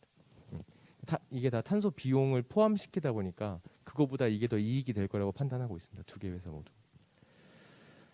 그다음에 포집, 저장, 활용과 관련된 거는 카본을 캡처하고 저장하고 사용하는 그 기술과 관련된 것들이 되겠고요. 사실은 이것만 정확하게 만약에 나온다고 하면, 예를 들면 공기 중에 있는 탄소를 다 잡아서 돌로 만들 수 있는 기술이 있다라고 하면, 그러면 탄소 중립과 관련된 많은 이슈들이 좀 사라지지 않을까 이런 생각도 하긴 합니다. 그다음에 수송과 교통과 관련된 부분들, 여기도 보시면 주로 전기차하고 수소차와 관련된 이슈들이 이쪽 내용들에 붙어 있고요. 전기차 그러니까 전기차는 배터리 형태도 있을 수 있는 거고 수소 형태도 있을 수 있는 거고, 테슬라 같이 우리 그냥 승용차들은 배터리 형태의 전기차를 쓰는 거고, 이런 것들은 근거리 이동을 하기 위해서 필요한 거로 이제 딱 어떤 방향이 정해진 것 같고요. 수소 형태의 그 전기차들은 장거리 이동을 위주로 해서, 그러니까 트럭이나 이런 것들 운송을 위한 수단으로 지금 활용을 하려고 하는 느낌이 보입니다. 현대차가 전략을 아예 트럭 쪽은 수소차로 밀고 있고, 그다음에 상용차들은 전기 쪽 배터리를 이용하는 쪽으로 이동을 하고 있는 것만 봐도 크게 그런 느낌을 보실 수 있고요. 하지만 그건 기술이 어떻게 되느냐에 따라서 배터리를 어느 순간에 완벽하게 대체할 수 있을 거라고 생각이 듭니다. 왜냐하면 예를 들어 한 500km 정도의 거리를 가는 전기차 배터리 형태로 전기차를 보내려면 배터리가 한 400kg 정도, 400kg 정도는 필요한데 용량이 크기가. 근데 그 정도의 거리를 수소로 보내려고 하면 한 8kg만 있으면 되거든요. 그러니까 에너지 밀도나 그 에너지를 위한 장비나 그 관점에서 아예 게임이 안 됩니다. 이것만 만약에 상용화가 되면, 잘 되면. 그런 관점이 좀 있고요. 건물하고 도시 ICT 쪽하고 관련해서는 이거는 건물 아시는, 예전에는 패시브 하우스라고 불렀던 것들, 그게 이제 제로 하우스로 이제 불리고 있는 거죠. 최근에 그런 것들이 좀 있고, 환경과 관련된 것도 보시면 뭐 이런 폐기물들을 어떻게 할 것인가, 뭐 이런 얘기들이 좀 있습니다. 에너지 전환과 관련된 얘기를 좀 해보겠습니다. 한 10분 정도 더 하면, 15분 정도 더 얘기하면 될 것 같습니다. 네. 중점 기술과 세부 내용들 중에 이 에너지 전환과 관련된 것 중에 저는 아까 말씀드린 대로 에너지 통합 연계 시스템과 관련된 쪽을 위주로 연구를 하고 있고요. 그리고 그 외에 보시면 태양광 풍력, 수소 저장, 발전용 연료 전지, 저장, 전력망, 바이오 에너지, 이런 것들이 지금 국가에서 생각하고 있는 에너지 전환의 큰 키워드들입니다. 그 중에서도 이제 이슈가 될 거라고 보이는 팩터들이 이제 이쪽 전기 쪽이나 이제 발전 쪽과 관련된 쪽에서는 이런 이슈들이 꽤 지금 현재 많이 진행되고 있는, 말로는 많이 진행이 되고 있습니다. 실종을 어떻게 해야 될지에 대한 고민들은 계속 남아 있는 상태고요. 그 중에서 이제 재생 에너지와 관련된 이슈들 간단히 보시겠습니다. 태양광은 그 소재, 지금 가지고 있는 폴리실리콘 계열로는 더 이상 이제 효율이 안 나올 거로 보고 있습니다. 공정들도 이미 거의 완성 단계까지 왔기 때문에, 같은 소재를 기준으로 본다면. 그래서 다른 소재들을 좀 찾고 있고, 그 중에 하나가 페로브스카이트입니다. 요거랑 공정 간소화해서 초고율화 60%까지 달성을 하는 걸 목표로 지금 진행을 하고 있고요. 그리고 말씀드린 것처럼 태양광 발전 자체는 이제 유휴 수면 정도에 깔는다거나 아니면 건물들의 안쪽으로 들어오는 방향으로 지금 진행이 되고 있고, 그런 PV 형태들, 태양광 발전을 우리가 BIPV라고 부르고, 빌딩에다가 연계해서 쓰는. 근데 거기에 요즘에는 BIPV에다가 T도 붙입니다. BIPVT라고 해서 열도 생산하면서 전기도 생산할 수 있는 패널들에 대한 개발이 진행되고 있습니다. 그다음에 그래서 요 태양광과 관련돼서 잠깐 더 커브를 좀 가져와 봤는데요. 여러분들 더 커브 되게 잘 아실 텐데, 캘리포니아에는 캘리포니아에도 이제는 와인이 유명해졌죠. 그죠? 태양이 좋다는 얘기입니다. 일사량이 좋다는 얘기입니다. 요 시간대에 태양광들이 많이 깔려 있다 보니까 2012년도부터 이 깔려 있는 태양광들이 부하를 깎아먹기 시작했습니다. 깎아먹어서 2020년도에는 이렇게 깎아먹을 거로 예상을 했었습니다. 근데 측정 시간대에는 부하보다도 더 많이 생산되는 타이밍이 발생했습니다. 그래서 캘리포니아 내부에 있는 제어가 가능한 석탄 형태의 발전기들이 본인의 발전기는 아까 얘기했던 대로 끌 수가 없으니, 끄면 기동하는 데 시간이 오래 걸리니까 차라리 울며 겨자 먹기로 그리드에다가 내 전기를 넣되 돈을 넣으면서 그리드에다 넣는 상태까지 왔습니다. 그리고 우리나라도 태양광이 만약에 더 늘어난다면 특정 시간대에 이럴 개연성이 있습니다. 하지만 다행히 우리는 그렇게 많은 부지가 없기 때문에 태양광이 이렇게까지 될 거라고 생각하지는 않습니다. 그리고 또 하나, 태양광들이 깔려 있는 것들이 아까 말씀드린 것처럼 빌딩 형태에다 연계를 할 거기 때문에 넷제로 정도에서 사용이 될 것 같아요. 그리고 나머지 잉여 정도는 특정 시간대가 정해져 있기 때문에 네트워크로 넣는다고 하더라도 충분히 예측 가능한 정도의 발전량을 보여줄 거로 보입니다. 풍력 같은 경우에는 우리나라가 선진국들 대비했을 때, 풍력 선진국들 대비했을 때는 기술 격차가 좀 큽니다. 이 기술 격차라고 하는 건 기계적 관점에서의 기술 격차라고 보시면 될 것 같고요. 그리고 대신에 우리나라가 가지고 있는 풍력과 관련한 좋은 기술은 우리가 선박을 굉장히 잘 만드는, 그다음에 토목을 굉장히 잘하는 거, 이 두 가지가 사실 해상 풍력을 되게 크게 좌지우지할 수 있는 기술이기 때문에 이쪽을 중점으로 뭔가 더 키우려는 시도를 하고 있습니다. 그리고 풍력 발전은 초대형, 장수명, 부유식 이런 형태로 개발이 진행되고 있습니다. 에너지 저장 장치 중에서 이제 배터리 형태의 에너지 저장 장치는 다 좋은데 문제점들이 몇 개가 있어요. 불나는 것도 사실 문제긴 한데 수명이 좀 짧습니다. 3000 사이클로 발전으로 쓰기에 계속. 그리고 단기적인 대책으로 봤을 때는 이제 이런 것들을 더 기술 개발하고 화재를 좀 예방할 수 있는 뭔가를 더 찾고 하는 대책들이 지금 진행되고 있고, 장기 대책으로는 다른 형태의 그 소재를 사용해서 배터리 형태로 저장 장치를 만드는 기술들, 그리고 레독스 플로우도 이것도 사실 꽤 오래전 한 20년 다 된 것 같은데 이 레독스 플로우도 계속 중요한 어떤 그 저장 장치로 진행이 되고 있습니다. 그리고 여기 보면 제가 유연성 자원 및 개통 기술이라는 표현을 썼는데, 신재생 에너지가 계속 들어오면 아까 말씀드린 대로 이게 제어가 안 되기 때문에 특정 시간대에 얘를 버퍼로 잡아줄 수 있는 뭔가가 필요한데, 그 버퍼로 잡아줄 수 있는 거를 배터리 형태의 에너지 저장 장치로 생각을 계속 해오다가 최근에 이제 수소 형태로 저장하다는 컨셉이 계속 진행이 되고 있는 거고, 그리고 이게 재생에너지가 계속 늘어나서 그래 네트워크에 이렇게 들어오면 우리가 저장을 잘해서 쓰면 되는 거 아니야? 배터리로 저장하든 수소로 저장해서 잘 쓰면 되지, 이렇게 생각할 수 있는데 이게 또 다른 문제가 있어요. 기존에 있던 그 대형 발전기들의 포션만큼이나 이렇게 불특정한 형태의 발전원들이 계속 들어오면 대형 발전기들은 자기가 자체적으로 이너시아를 가지고 있기 때문에, 이게 돌아가도 관성이 있기 때문에 부하가 좀 늘어나거나 줄어들거나 해도 얘가 어느 정도 감당이 되거든요. 60Hz의 언저리에서 얘가 유지를 해줄 수가 있는데, 신재생 에너지원들은 인버터 컨버터 기반의 발전원들이기 때문에 얘네들은 이런 이너시아를 잡을 수가 없습니다. 그래서 최근에 전기 쪽 학회를 가보면 꽤 많은 이슈들이 이 이너시아랑 관련된 이슈입니다. 개통이 흔들릴 수 있다는 이슈, 네트워크가 흔들릴 수 있다는 이슈. 그리고 하지만 그건 해결될 겁니다. 왜냐하면 네트워크가 대형 형태에 있었던 네트워크가 지금 자연스럽게 마이크로그리드 형태, 많이 들었던 마이크로그리드 형태로 진행이 되고 있고, 어쩔 수 없이 송전단에 있었던 것들이 배전으로 넘어오고 있고, 배전에 있었던 것들이 스탠드얼론으로 바뀌면 그게 진짜 마이크로그리드가 되는 거거든요. 그러면 그때부터는 이너시아를 고민을 할 필요가 없습니다. 이 내부에서만 컨트롤이 가능하면 되기 때문에. 그래서 지나가는 이슈라는 판단이 들지만 현 시점에서는 굉장히 중요한 이슈긴 합니다. 분산전원 시스템들은 그래서 집중식 전력구조 지역화 분산화가 가능할 거고, 그리고 아까 또 하나 말씀드렸던 DC화하는 것들에 대한 기술들이 요구가 되고 있습니다.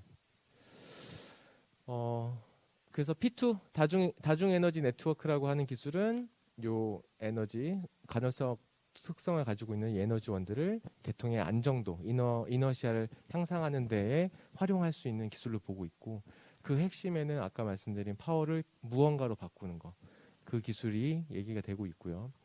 P2G가 그 어떤 중심에 서 있습니다. 파워를 가스로 바꾸는 거, 파워를 히트로 바꾸는 거. 그리고 얘네들 위해서는 말씀드린 그 일렉트롤라이저라고 하는 수전의 장치가 필요합니다. 요거는 독일 경제에너지부에서 최근은 아니죠. 한 15년도에 발표한 내용인데, 각각의 서로 다른 에너지를 사용하는 군들을 결국은 다 묶어서 전체에 대한 에너지 사용량을 줄이면서 그 포션을 신재생 에너지로 많이 가져가겠다라고 하는 걸 담고 있는 그림입니다. 이 컨셉들이 지금 우리 정부에서도 계속 사용하고 있는 컨셉이라고 보시면 됩니다.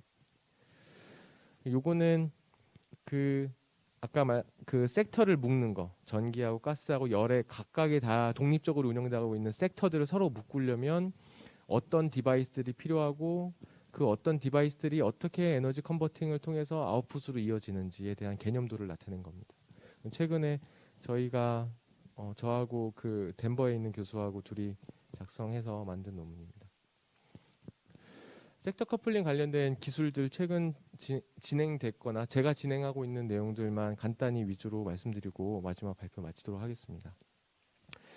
현재 저희 크게 3가지 정도 이슈로 진행을 하고 있는데, 요거는 이제 사이트를 중심으로 한 이슈입니다. 요건 이제 한전하고 전력연구원 쪽에서 아까 울산 쪽 TP, 울산 테크노파크의 개방형 에너지 사이트를 만들고 있는데 그 내용이 되겠고요.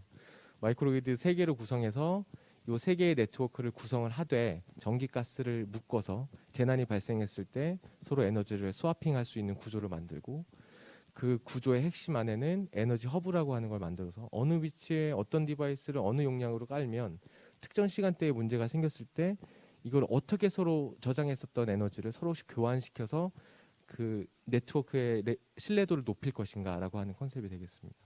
그래서 저희와 포항공대 그리고 한양대 쪽에서 같이 진행을 하고 있고요. 이게 계속 섹터 커플링하고 관련된 얘기가 나오면, 또는 P2G와 관련된 얘기가 나오면 전기를 전공했지만 자연스럽게 가스도 해석을 할 수 있어야 되는 상황이 발생합니다. 그래서 조류 해석이라고 했던 전기 쪽에서 얘기했었던 걸 가스 해석하는 것들을 같이 묶어서 해석해야 되는 기술들이 좀 필요하고요. 두 번째, 파워를 가스로 바꾸는 것과 관련해서는 그냥 좀 궁금해서 한번 해본 건데, 아까 말씀드린 그 제주도 쪽에서 풍력 발전기가 많이 깔려가지고 잉여 전력이 생기는데 그 잉여 전기를 그리드에 넣을 수 없으니 풍력 발전기 끊었다고 말씀드렸지 않습니까? 그러면 얘를 안 끊고 운전하려면 어떻게 해야 되지? 어떤 디바이스를 어디다 달면 좋지? 이걸 그냥 해본 겁니다.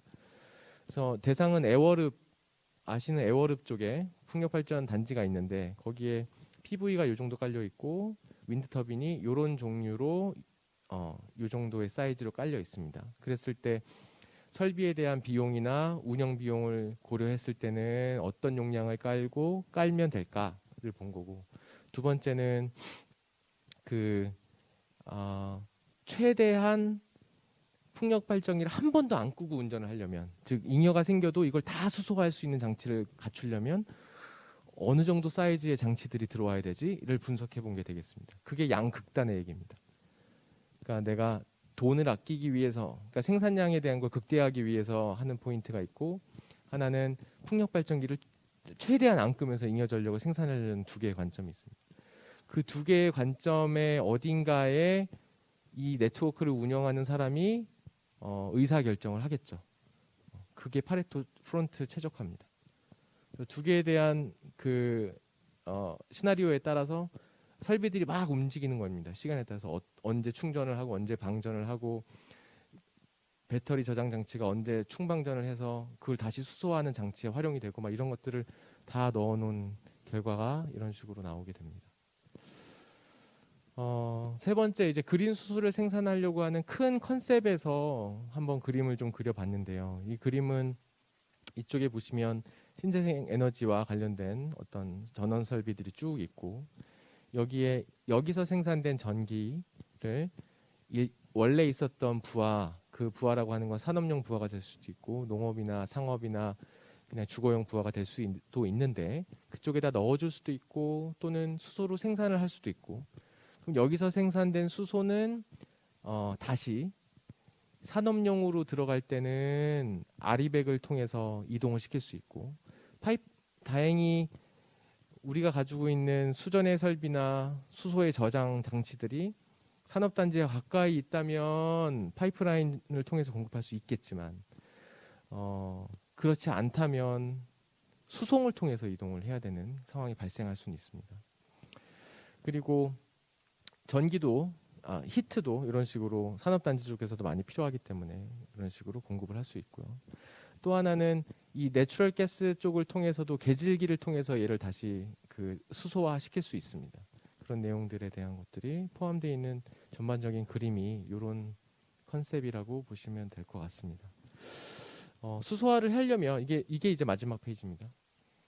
수소화를 하려면 이게 지금 어쩔 수 없이 수소를 해야 되는 분위기로 지금 가고 있는 건 맞거든요.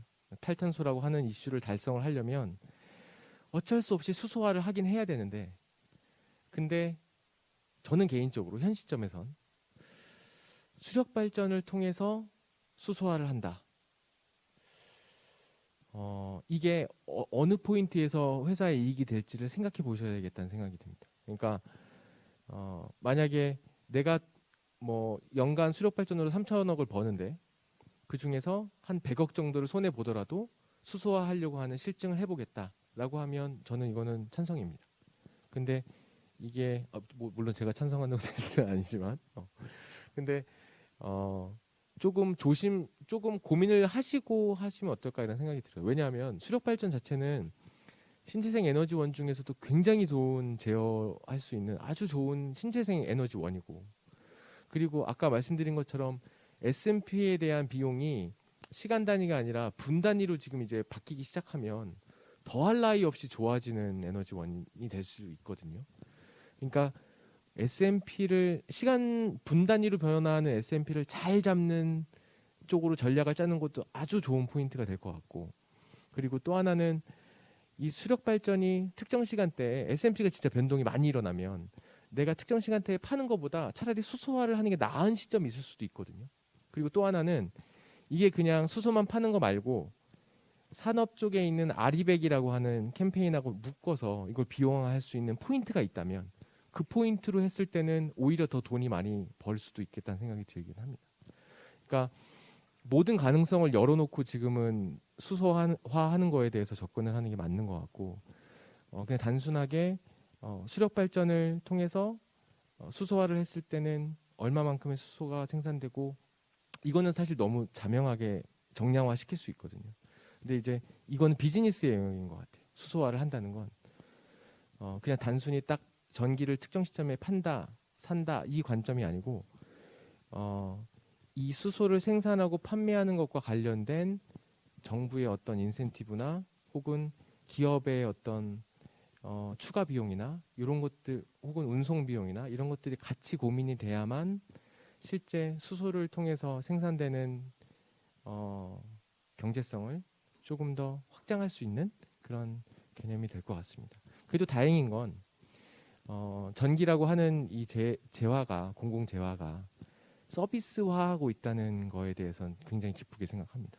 그러니까 서비스화되고 있다는 의미 자체가 쉽게 얘기하면 절차를 복잡하게 한다는 얘기거든요. 그러니까 절차를 복잡하게 해서 수용가가 뭔가 그 절차 안에서 내가 아무것도 안 해도 되는 무언가에 대한 만족을 느낄 수 있도록 만드는 게 서비스인데, 내가 비용을 더 지불하더라도, 그러니까 그런 식으로 뭔가 이 전기라고 하는 것도 서비스화되고 있는 느낌을 받아서 지금 미리 준비하는 관점에서는 굉장히 좋지만 성급하게 뭔가를 시도하는 거에 대해서는 크게 시도하는 거에 대해서는 조금 조심하셔야 되지 않을까 이런 생각을 잠깐 해봤습니다. 말미에. 네, 이상으로 발표는 마치도록 하겠습니다.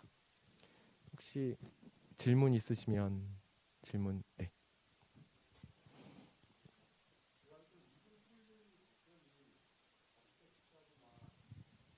안전 문제가 가장 큰 문제라고 생각합니다. 그래서 네. 저는 그 전고체 배터리가 미래형 배터리라고 알고 있는데 교수님께서는 전고체에 대해서는 언급 안 하시더라고요. 아, 네네. 제가 잘못 알고 있는 것인지. 아닙니다. 네. 그리고 또 하나는 네. 저기 그 제주 해상 케이블 관련해 가지고 네. 그 육지에서 이제 제주도로 이제 전력을 보내기 위해서 해남 제주 간의 케이블 있지 않습니까? 네네네. 거기에 지금 있는데 그 용량이 부족해서 그리드에 물리지 못하는 건지 이 두 가지 한번 말씀해 주시면 감사하겠습니다. 아, 일단은 첫 번째, 전고체 배터리는 지금 모든 배터리를 제조하는 회사들이 가려는 방향입니다. 네, 말씀하신 대로 맞고, 그게 얼마나 달성될지는 저는 그쪽 분야 사람이 아니기 때문에 정확히 말씀드릴 수는 없으나, 동향상은 현 시점에서는 전고체 배터리가 현 시대의 리튬을 대체할 거로 보고 있는 건 확실합니다.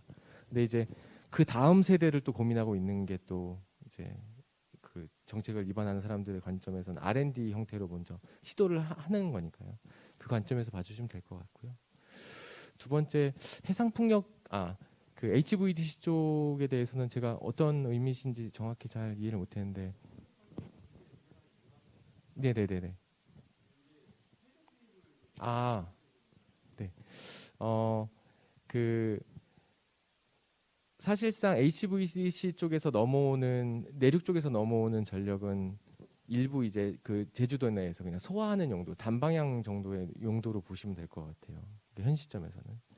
그러니까 제주도 내에서 생산되는 전력을 내륙 쪽으로 보내는 케이스는 저는 그렇게 생각하지는 않고요. 네, 어쨌거나 요 제주도라고 하는 지역 자체가 개통망 자체가 분리되어 있는 거지 않습니까? 그러니까 HVDC로 돼 있다는 것 자체가 이미 그 주파수를 따로 쓰겠다는 의미이기 때문에, 따로 쓰겠다는 의미이기 때문에 여기서 잉여서 전력이 생산이 된다라고 하더라도 HVDC를 통해서 저쪽으로 공급하는 형태를 지금 생각하고 있지는 않습니다. 그러니까 여기에 불확실성은 내륙에서 다 제주도에서 다 잡으려는 시도를 하고 있는 겁니다. 네. 답변이 됐을까요? 네.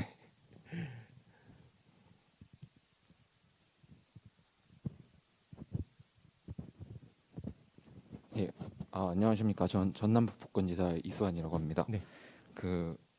저 마지막에 말씀해주셨던 거 관련해서 이제 다목적댐 기반으로 해서 그린 수소를 활성화하는 방안에 이제 그 경제성과 그 개발 사이에서 좀 그거를 조율하는 게 중요하다고 말씀을 하셨는데 네.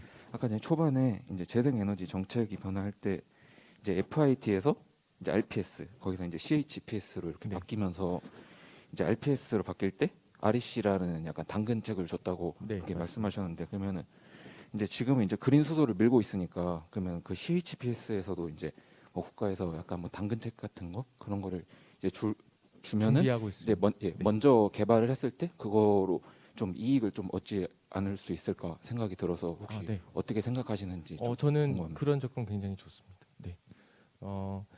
분명히 그 CHPS는 조만간 진행이 될 거거든요. 확실하게. 예. 뭐 계류 상태라고 말씀드리긴 했지만, 근데 거기에 이제 어떤 당근이 붙느냐가 지금 중요한 거라. 그래서 REC도 보시면 REC가 단가가 결국 떨어졌잖아요. 그래서 태양광 사업자들의 사업성이 떨어지는 상황까지 온 거 아닙니까?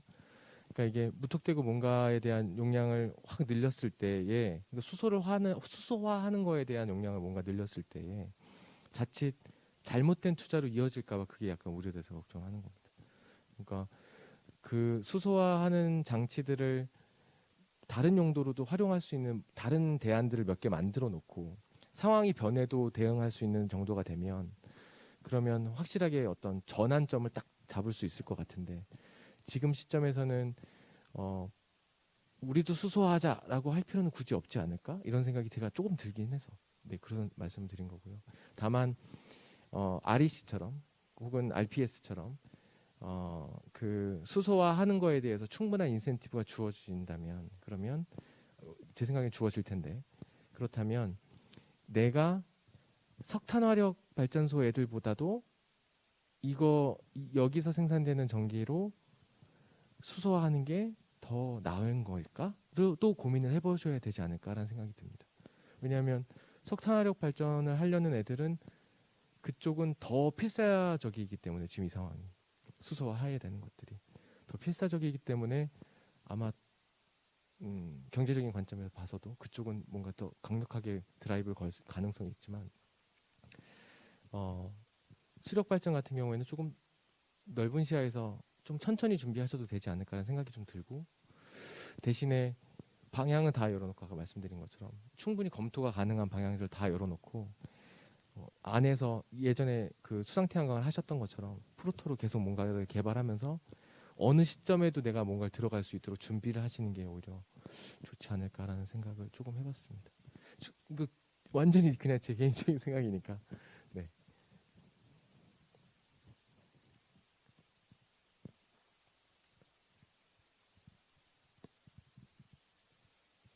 네, 안녕하십니까. 저 물종업진단처에서 근무하고 있는 이동준입니다. 네. 교수님 처음에 서두에서 발표하셨을 때 그 NDC에 대해서 말씀을 해주셨어요. 네네. 국가에서 현재 NDC를 뭐 40%까지 뭐 감축을 하겠다 이렇게 말했는데 네네. 교수님이 생각하시기에 그 NDC가 실제 실현 가능한 수치라고 생각하시는지 그게 궁금합니다. 정부는 늘 그 강력한 숫자를 현장에 있는 사람들의 생각과 상관없이 내놓습니다. 이거는 정치이기 때문에 그런 것 같아요. 근데 또 재밌는 건 공학을 하시는 분들은 또 참 착하시게도 그 상황에 또 다 맞춥니다. 어떻게든. 그래서 저는 될 거라고 보거든요. 근데 이게 우리만 지금 이렇게 하고 있는 게 아니라 전 세계가 지금 이렇게 다 드라이브를 걸고 있는 상황이라 분명히 기술이 공유가 될 겁니다. 여러 가지 루트로.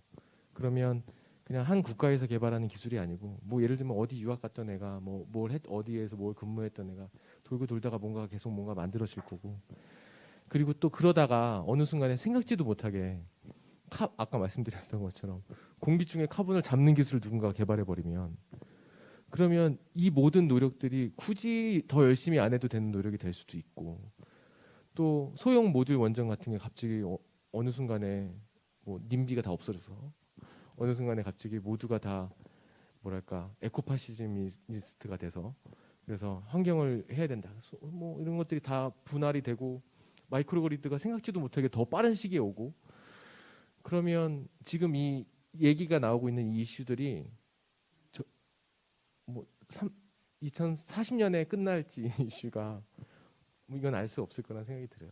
다만 아마 많은 경험에서 느끼셨겠지만, 정부에서 뭔가 드라이브를 걸고 하면 그 드라이브가 우리 정부만의 이슈가 아니라 전 세계가 같이 걸고 있던 드라이브라면, 예를 들면 스마트 그리드 같은 거, 신재생 에너지와 관련된 보급 정책 같은 거, RPS가 됐든 FIT가 됐든 그런 정책들 같은 거 막 나왔을 때 다 욕했거든요. 이거 뭐냐고, 필드에 계신 분들은. 근데 실제로는 그 시간으로 넘어왔잖아요. 10년 후, 20년 후쯤에는. 그러니까 지금의 이 방향이 결국은 이렇게 가지 않을까. 예, 경험에서, 우리가 공유하고 있는 경험에서 봤을 때는 그렇게 생각하고 있습니다. 네.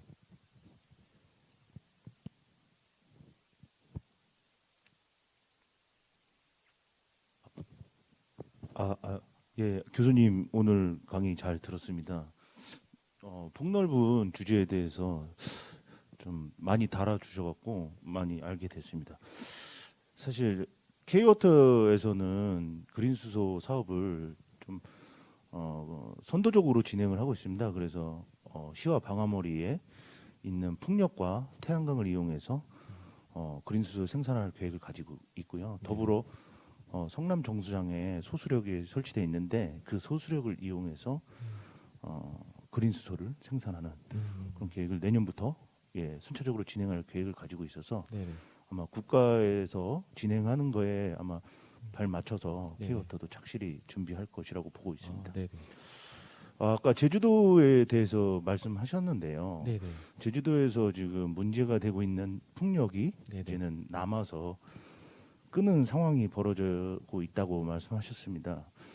근데 사실 유럽에서 현재 최근 벌어지는 상황이 뭐냐면 풍력 발전기의 생산량이 모질라는 현상이 일어나고 있거든요.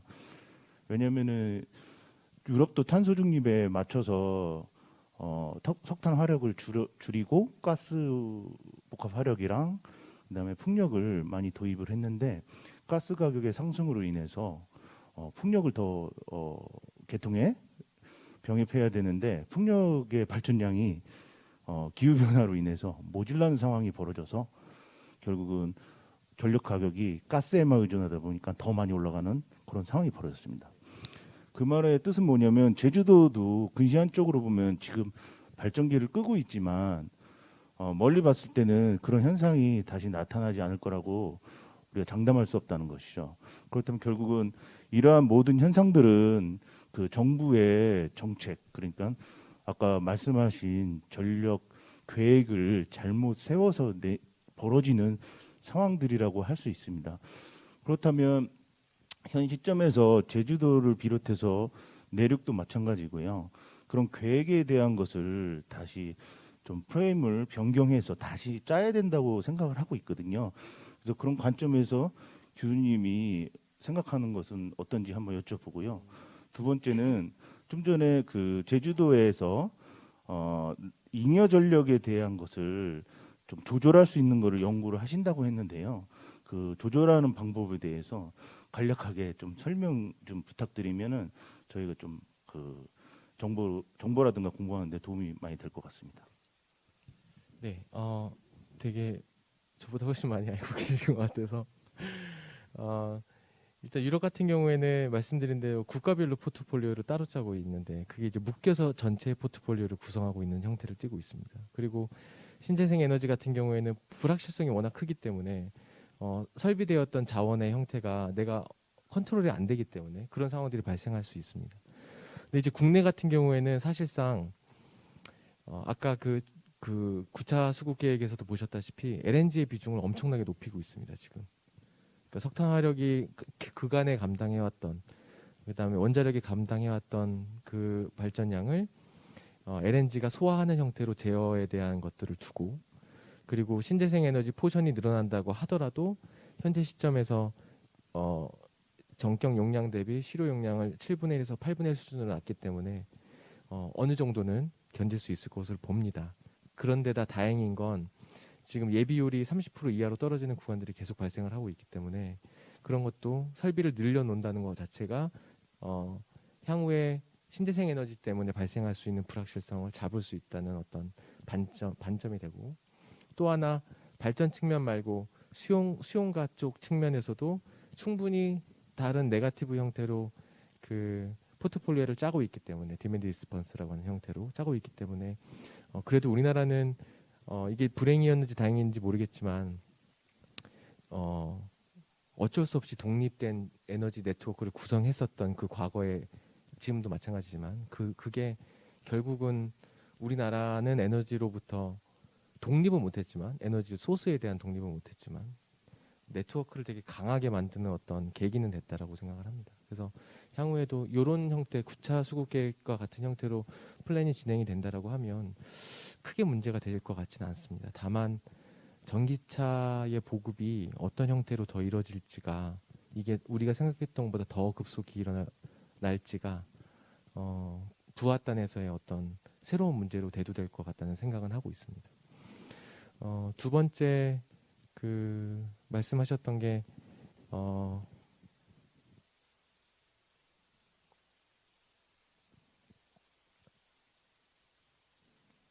그 제주도에서의 용량 설정하는 거와 관련된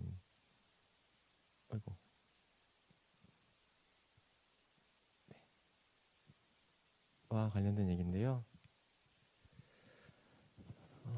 보시면은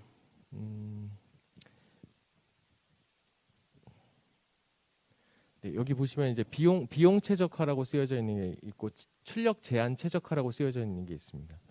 비용 최적화라고 하는 거는 왼쪽에 있는 설비들 배터리 형태의 에너지 저장 장치, 수소 형태의 에너지 저장 장치, TESS는 열 형태의 에너지 저장 장치입니다. 저거랑 ELZ라고 쓰는 게 저게 수전의 장치고 FC가 연료 전지, 디젤, 그다음에 가스 보일러. 요거에 대한 포트폴리오를 짜는 겁니다. 그러니까 요거에 대한 포트폴리오를 짜는데 저희가 돌려보면 비용을 최적화한다는 건 요 설비에 대한 설비 비용, 그다음에 연간 운영 비용을 포함했을 때 PV하고 윈드 터빈을 저만큼에 있는 용량의 PV하고 윈드 터빈을 1년 돌렸을 때를 포함하면 요 정도의 용량을 까는 게 비용적인 측면에서는 최적이라고 하는 거고요. 저희가 돌렸을 때. 두 번째 출력 제한에 대해서 최적을 걸었다는 얘기는 아까 윈드 터빈이 컬테일되는 상황을 제로가 만들기 위해서는 요 정도의 용량을 깔았더니 저희가 테스트해 본 결과 이 정도로 깔고 연간으로 운영되는 부하 데이터 저 풍속이나 그러니까 태양광 발전량, 풍력 발전량을 다 모니터링해서 들어오는 값들을 돌렸더니 이 정도의 사이즈로 깔면 된다는 얘기고요. 중간에 저희가 MOP라고 잡아놓은 거는 요 두 개의 어딘가에서의 최적점입니다. 요 두 가지 완전 극단의 운영이거든요. 지금 두 개가. 이 극단의 운영 간의 어느 최적점이라고 하는 게 저 포인트입니다. 저 포인트는 중앙에 있는 X라고 하는 요 포인트는 파레토 프론트 최적이라고 하는 건 요 0이라고 하는 포인트에서부터 그냥 쉽게 얘기하면 요 0포인트에서부터 절대 길이가 제일 짧은 포인트가 옵티멀 포인트입니다. 그래서 요 포인트를 잡았더니 요게 된 거고 각각의 관점에서 보면 요 점들 하나하나가 이 전원들에 대한 구성값들을 다 담고 있습니다. 요 점들 하나하나가 다 다른 구성들을. 그래서 이쪽 시스템 코스트나 아니면 이쪽에 있는 컬테일먼트에 대한 코스트나 이런 것들에 대한 셋들이 사실은 제가 끝에 있는 옵티멀 포인트들만 뽑은 거지만 요 위쪽에도 엄청나게 많은 점들이 있는 겁니다. 그 점 중에서 셋 포인트들을 찾은 겁니다. 그게 이렇게 되고요. 그래서 그걸 가지고서 운전을 하는데 수소 저장 장치, 수소를 생산하는 거는 좀 특이한 게 내가 그냥 컬테일을 한다고 해서 컬테일이 발생했다고 해서 그냥 그거 컬테일만 가지고서 수소를 생산하면 사실상 안 됩니다. 그러니까 특정 시간대에 에너지 저장 장치, 그러니까 전기를 투입을 시켜서라도 일렉트로라이저가 계속 동작하도록 해줘야 됩니다.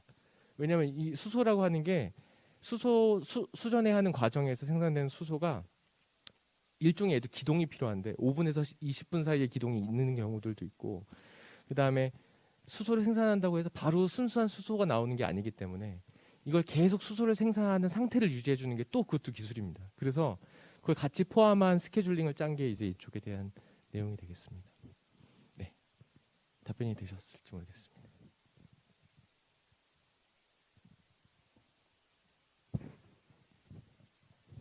예, 그 38페이지 보고 좀 질문을 드리겠습니다. 그 전력 개통 안정화 목적으로 9차 전력 수급 기본 계획에 양수 발전이 좀 포함이 되어 있는 걸로 알고 있습니다. 저희도 댐을 가지고 있다 보니까 양수 발전에 대해서 이제 일부 고민을 하고 있는데, 그 양수 발전이 개통 안정화에 기여하는 부분이라든가 외국 사례 같은 게 있으면 조금 설명해 주시고요. 또 그 비용이 상당히 좀 들어가는 걸로 알고 있는데, 마이크로 그리드화가 향후에 진행이 된다고 하면은 1.8기가와트 추가로 그 계획엔 양수 발전이 준공되는 시점이 한 10년 이후로 알고 있는데, 그때 그 원하는 목표의 역할을 할 수 있을 건지 그것도 조금 걱정이 됩니다. 네. 네, 양수 발전은 사실 너무 좋은 발전입니다. 네. 국가 차원에서는 꼭 가지고 있어야 되는 발전이고, 그게 뭐 상시로도 그렇고 비상으로도 그렇고 너무 의미가 크기 때문에, 그리고 또 과거에는 에너지를 담아놓을 수 있는 또 유용한 개체로 사용이 됐었고요. 그래서 양수 발전을 일부분 늘리는 거에 대해서는 아마 전기 쪽을 하시는 분들이라면 특별히 이견은 없으시지 않을까 싶습니다. 그리고 실제로 양수 발전이 개통해서 얼마만큼의 벌든을 잡을 건가라고 하는 문제는 또 운영의 문제고, 또 제가 아는 선에서는 양수 발전이 자기네가 운영을 하고 싶다고 해서 운영을 할 수 있는 게 아니지 않습니까? 그러니까 그 계획을 하시는 스케줄링을 짜시는 분들께서 요 전체 우리나라의 전원 구성 형태가 계속 변하는 걸 모니터링 하시면서 스케줄링의 변화를 조금씩 주시는 게 좋지 않을까, 이런 생각은 좀 해봤습니다. 네. 경제성 부분에 대해서 상당히 좀 어려움이 있는 것 같아서, 그게 제도적으로 별도의 그 정부 지원 예산이 들어가는 걸 전제로 계획이 있는 건지, 아니면 발전사에서 자체 투자를 통해서 뭐 손실을 좀 보전하는 방식으로 운영을 하게 하는 건지, 그게 좀 예를 들어서 이제 한수원 같은 경우는 이제 네. 원자력 쪽에서 뭐 수익을 내서 네. 이렇게 양수에 투자를 해야 된다라거나, 네. 만약 그런 조건이 붙는다면은 저희 같은 경우 상당히 참여하기가 상당히 좀 부담스럽고, 그게 아니라 정부에서 별도의 재원이 이제 마련이 된다고 하면은 저희도 기존 댐을 활용해서 네. 참여할 수 있을 것 같은데, 어떻게 논의가 되고 있는 건지. 네. 제가 그 부분이 어떻게 구체적으로 논의되고 있는지는 사실 모르겠지만, 이제 부장님 얘기하신 것처럼 기존에 있는 사업자가 사업자에게 특별히 예산 없이 양수 발전을 요구한다는 것 자체가 사실 메이크 센스 하지 않습니다. 넌센스입니다. 그래서 그 부분은 이제 저희도 인지를 하고 있을 테니 당연히 입안하시는 분들도 인지하고 있는 사안이시지 않을까 싶습니다. 근데 제가 그 부분은 나중에 조만간에 누군가를 만날 때 확인이 되면 개인적으로 연락을 드리도록 하겠습니다. 저도 이제 관심이 있어서 좀 네. 알아봤더니 좀 그 회사 자체에서 부담을 하는 그렇게 쪽으로 갈 이야기가 텐데, 좀 되는 걸로도 있어서, 그러니까요. 네, 예. 좀 어려움이 있을 것 같아요. 맞습니다. 예.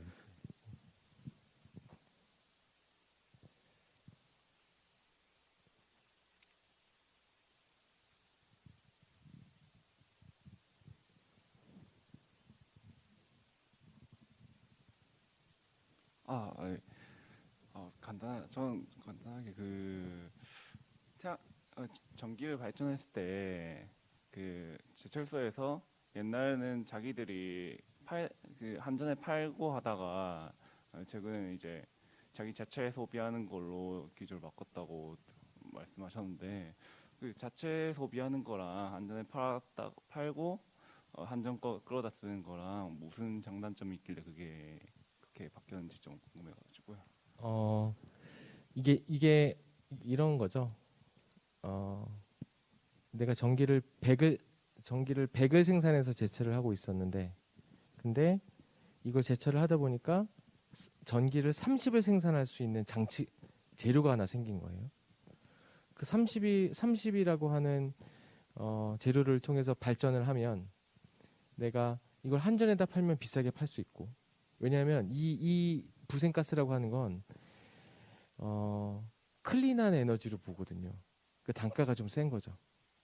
그러니까 이렇게 해서 파는 게 그때는 더 이익이었어요.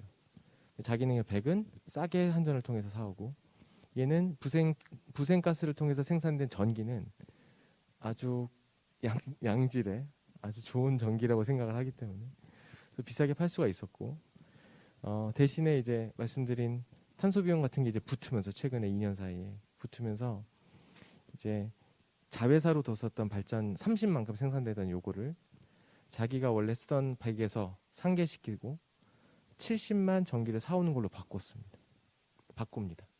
그러면 이렇게 하는 게 걔네들 입장에서 탄소와 관련된 비용이 붙을 경우에 요거를 100을 전기를 쓴 것보단 70을 써서 제철을 생산한 게 훨씬 이익이 된다고 판단하기 때문에 두 개의 회사가 모두 다 지금 그 방향으로 간 겁니다. 네, 쉽게 말씀드리면 그렇습니다. 네, 맞습니다. 네, 이제 시간이 좀 네. 다 돼가지고 마무리해야 될 것 같아서 네, 오늘 감사합니다. 네. 네, 고생 많으셨습니다. 네, 오늘 시간 좀 지체됐는데 열정적으로 강의해주신 김성률 교수님께 다시 한번 박수 부탁드리겠습니다. 저희 진행된 순서는 여기까지고 저희 스터디 그룹 사진 한번 찍고 마무리하겠습니다. 다들 단상위로